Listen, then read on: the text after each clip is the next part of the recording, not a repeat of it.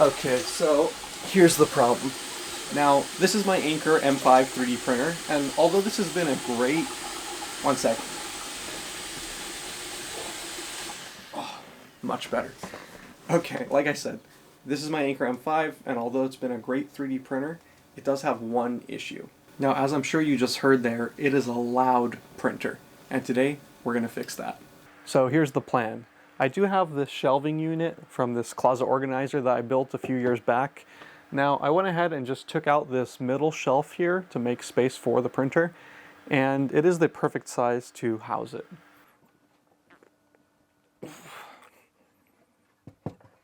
Boom. All right, pretty much done. That's it. Now, it obviously needs a few more things here, so I'm gonna have to go to Home Depot, try to find some sort of sound dampening material I can put along the walls, and it still needs, of course, a door here, and I might need to figure out some sort of ventilation system for this.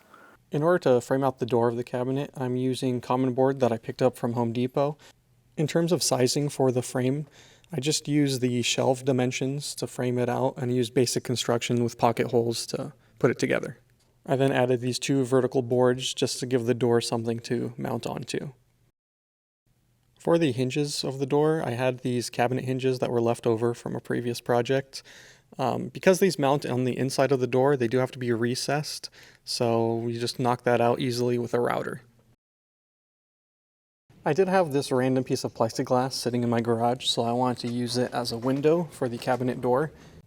So once I made sure that the plexiglass was centered, I went ahead and traced it out with a Sharpie, and then recessed that tracing about a ½ inch inwards for the actual cut. The best way to get a nice clean cut is to just go ahead and score your cut line, and then just give the board a nice solid push, and it should cut right through. Perfect.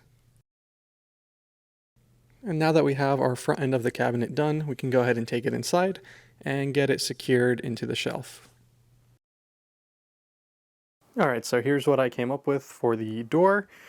This is about 4½ inches thick just to add some depth to that compartment there.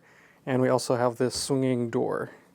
So once we get that in place, I can go ahead and put in this piece of plexiglass behind to give me a window to see into. So for now, let's get the printer out of the way so that we can mount this guy in place.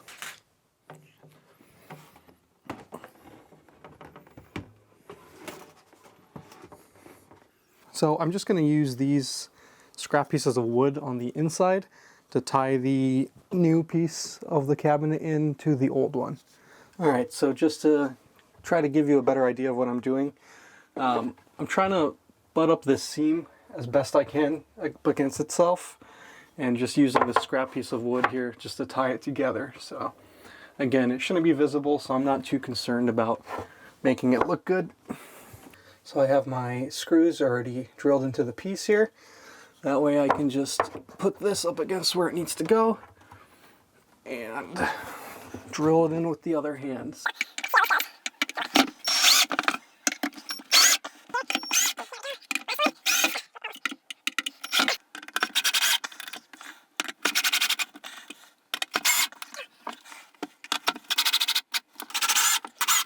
Perfect.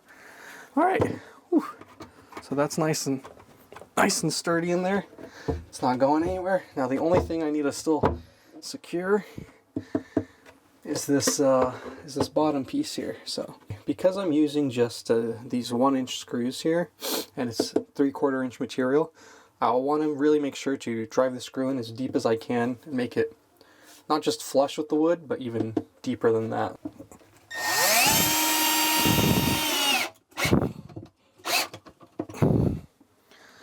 Okay, so that's pretty darn flush right there, so that's good. Maybe a couple more in the corner, we should be good there.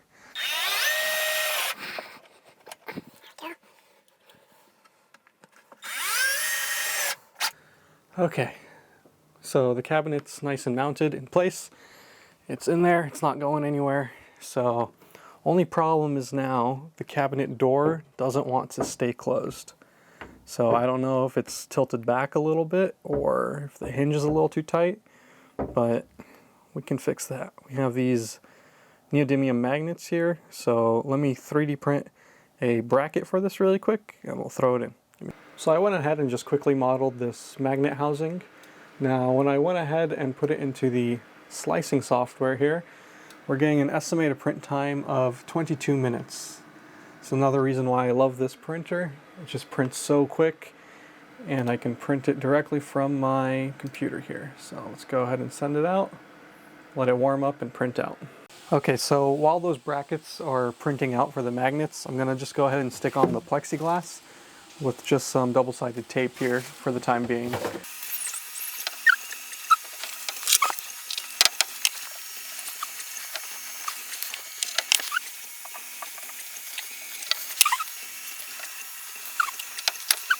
Alright, so we have our double-sided tape all stuck on here. Now again, this is just a temporary solution to put the plexiglass on the door. I'm afraid with the heat of the printer and over time the adhesive might fail on the double-sided tape. So this is, again, temporary solution until we can figure something else out, as per usual. So there we go. Have our window there. And again, this is just stuck on here for now till we can figure something else. So I do want to maybe 3D print some more brackets over here. Maybe I could screw in some sort of like clips that would sit on both sides here, but we'll see. So I went ahead and just drilled a hole out here to allow the power cord to come through. I also added this smart plug onto the power strip. That way I can just go ahead and turn the printer on and off remotely and not have to reach back into the corner and flip it on and off each time. The reason I wanted to be able to do this was so that when I wanted to print something when I wasn't home, the printer has an app that goes along with it that you can print from. So I didn't want to just leave the printer on all the time just in case I wanted to print something. So the smart plug helps with fixing that. So the printed brackets for the magnets are all done printing, but there's an issue. So my original plan to, that magnet just slammed into another one and exploded. Alright, be careful with magnets because that right there can happen. Wow, I did not plan for that to happen. Let me grab a different magnet here. 1 second. So like I was saying, we have a problem. My original plan to make sure that the bracket was on there properly from the inside was to close this door and then reach in through the window that I was supposed to leave open and attach it from the outside. But, you know, as you guys saw, we attached the plexiglass already. And trust me, I tried. This thing's already on there pretty well. So we're gonna have to figure something else out. But for now, let's just try to get the spacing of these brackets on here and go from there. Now, I did have a spacing issue with this bracket here. I didn't account for the actual thickness of the plastic. Whoops. Come on. The plastic right there on each bracket. So it would be too thick and the door wouldn't close all the way. So I just went ahead and printed out this spacer to put on this back here. So that's what it looks like all together. Let's go ahead and put it here.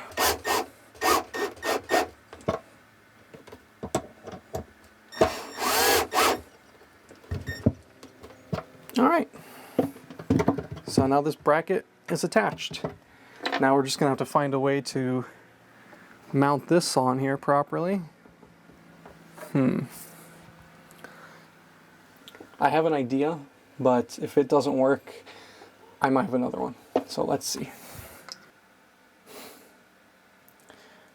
Now that I think about it, my original idea probably won't work. Now I wanted to put some double-sided tape on this end, close the door, and hopefully it'll stick here. But seeing the strength of these magnets, I'm afraid it might just rip away. But let's try it. So we went ahead and just put some double-sided tape on this side of the bracket. Oop, let it focus. There we go. We'll make sure these are oriented here properly. And see if we can get this off here. There we go. So we'll go ahead and just close the door. And hopefully, if we push hard enough on here, I'll give it about maybe 30 seconds or so for it to adhere properly. And then when we peel it away, hopefully that bracket stays in place. Aha, okay, look at that. Beautiful. Okay, so another problem. I didn't even bother screwing this in just yet, just because I wanted to test fit it. And it looks like the magnet still is not quite strong enough to hold here. So what we'll have to do is double up on this magnet here. So hopefully that'll give it enough strength to, I don't know, adhere to this guy. So we'll see. So what I actually ended up doing was just doubling up on the magnet here. So I unscrewed the bracket, I pulled it out a little bit, and stuck another magnet in. Now it's not perfect, right? You can still see the secondary magnet, but it still should have enough to kind of catch on there. But now it should, boom, hold itself closed. Perfect. So the bracket finished printing out with the 2 magnet slot now, and it is a lot stronger than before. So let's go ahead and put the double-sided tape on this side, close the door, and hopefully it'll pull off. Get this here to stick. Try our best here. Let's see.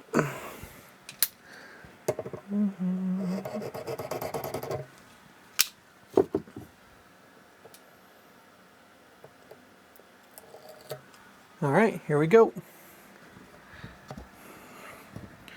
Now again, I'm just gonna push on this for almost 30 seconds or so. All right, here's the moment of truth, making sure it actually stuck, and it did not.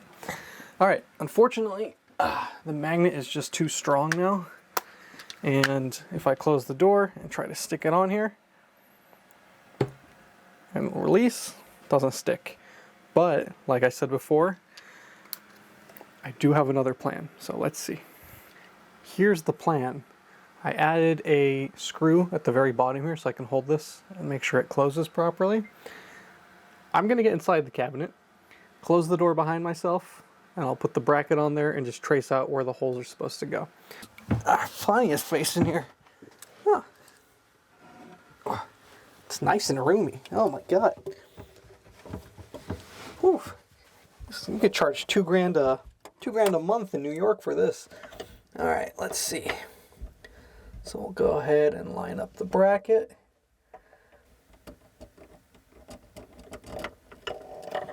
Perfect. So now that we've done that, we have our holes where the bracket's supposed to be. Now, it is a good thing I went in there, because when I went in and actually placed this bracket up against this guy here, for whatever reason, it seemed like this was still too far away. So maybe the spacer is just too thick right here. So maybe let's attach this and see. If anything, we might have to remodel that spacer and bring this a little closer this way, but we'll find out. So check this out. We got this mounted here. I actually ended up taking the spacer off of this area just to bring this a little more forward. And now, when we close this up, it closes up nice and securely.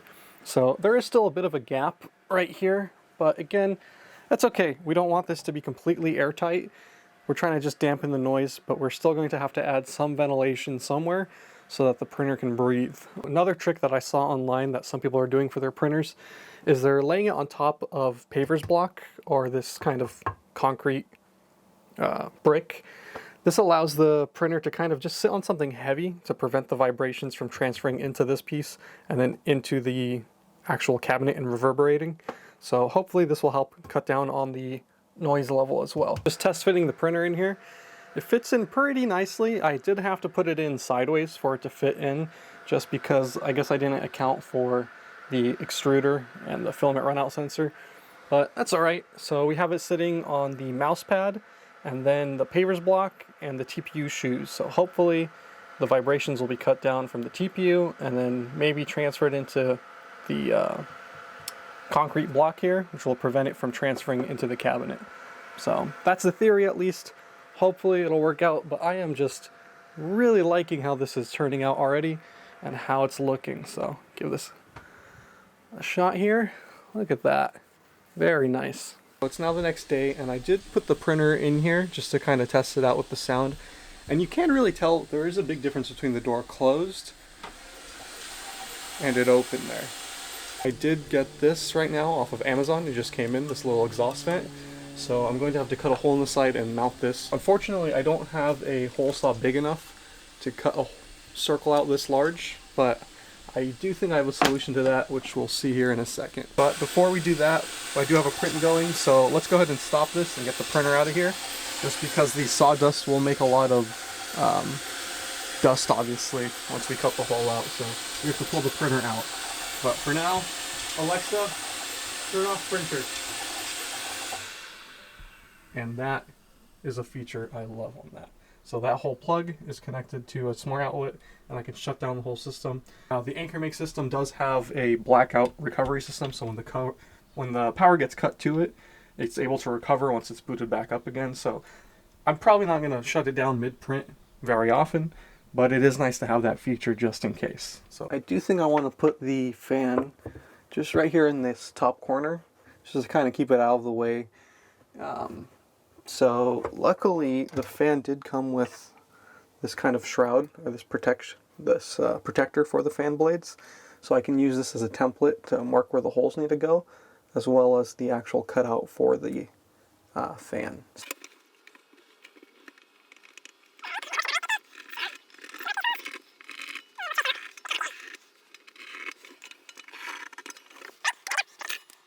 Like I mentioned previously, I don't have a hole saw large enough to cut this 4.5-inch hole out, but I do have this smaller one here. So what I think I'm going to do is just kind of drill out 4 smaller holes in each side, kind of like in a grid, and then I'll follow it up with the jigsaw along the line, whatever I need to cut out.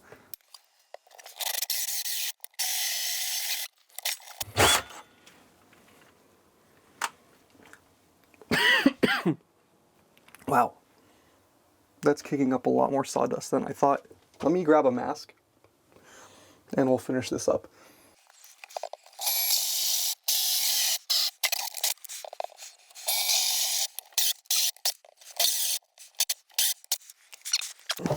Oof.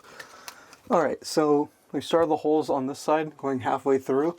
Now I'm going to go on the other side of the wall and drill it out. That's just going to prevent it from blowing out and making a bunch of splinters on the other side. So let's do that.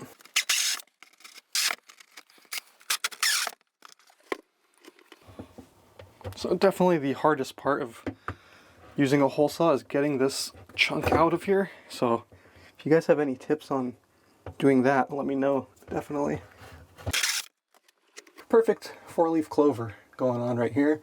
And now we just have a little bit of material to cut out here with the jigsaw. It's definitely not the prettiest hole in the world here, but it'll work for sure. So it did make quite a bit of mess on the inside of the cabinet, which is better than the rest of the room.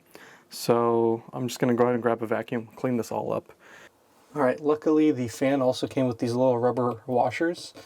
I'm hoping if I put them between the fan and the cabinet, it'll help cut down on the vibration of the fan, prevent the cabinet from reverberating. Well,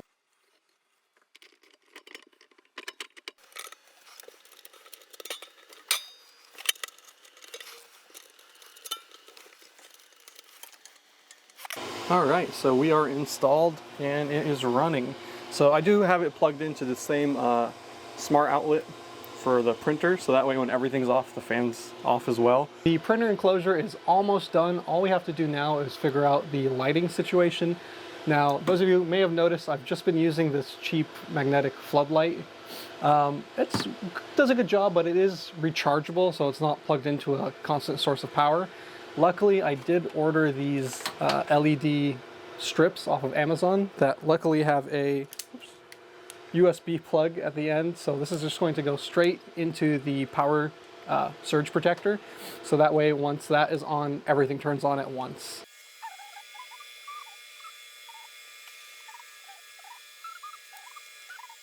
We got the LED strip mounted in here. It just went in with some double-sided 3M adhesive, so nice and easy to install.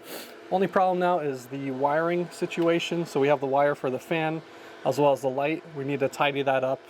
Luckily, I did print out some wire clips that just stick on with 3M or screws, and then the wires go in over here. So I might have printed a little too many, but better safe than sorry. So let's go ahead and get these cleaned up, and installed and tidy up this whole cabinet. So the way that these work is that the cable just pretty much goes on the inside tube right there, and then it zip ties around to secure the cable tie in place. While I was looking for my zip ties, I ended up actually finding my actual cable clips. So I'm just going to end up using these. I went ahead and mounted the LED strip straight in the center there, as well as managed all the wiring to make it look a little neater. But here's the moment of truth. Alexa, turn on printer. All right, there we go. The lights turned on, the fan turned on, and the printer is booting up. Perfect. Let's take a look inside. So like I said before, I just ended up using a singular LED strip right there, and it lights it pretty well, so no complaints there. And this is just looking awesome. I know in the beginning of the video I mentioned I wanted to add some sort of sound deadening material to the enclosure, but with the 3/4 inch material, I think it's pretty good so far. So I do have a print running right now, and just listen to the difference with the door closed and open.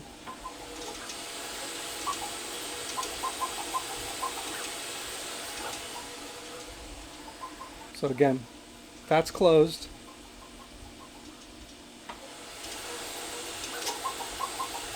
And that's open. So it's pretty good. I might end up putting some sound deadening later on, but for now, I think this is just good enough.